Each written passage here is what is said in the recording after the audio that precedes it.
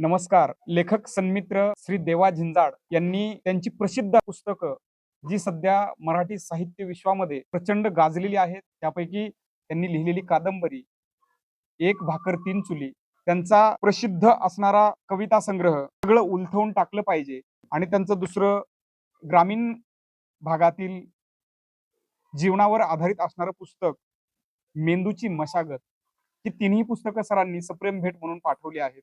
खरं तर ही पुस्तकं घेण्यासाठी मी फोन केला होता.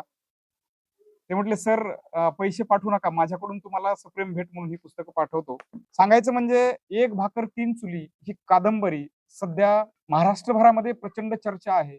अगदी अल्पावधीत या कादंबरीच्या 16 आवृत्त्या प्रकाशित झाल्या आहेत. देवा झिंजाड सर यांचं लेखन प्रचंड चिंतनीय आहे. ग्रामीण भागामध्ये त्यांची जडणघडण झालेली, कितीही संघर्ष आला तरी त्यांनी आपला संयम सुटू दिला नाही आणि आपली संवेदनशीलता बोथट होऊ दिली नाही.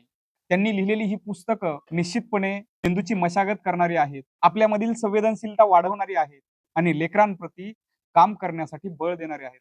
आदरणीय सर, तुम्ही पाठवलेला हा विचारांचा वारसा निश्चितपणे या पुढच्या पिढीकडे देण्यासाठी, पुढच्या पिढीकडे सक्षमरित्या हस्तांतरित करण्यासाठी प्रामाणिक प्रयत्न करत राहू. धनगरवस्ती शाळेच्या वतीने आपले मनपूर्वक धन्यवाद. थँक्यू.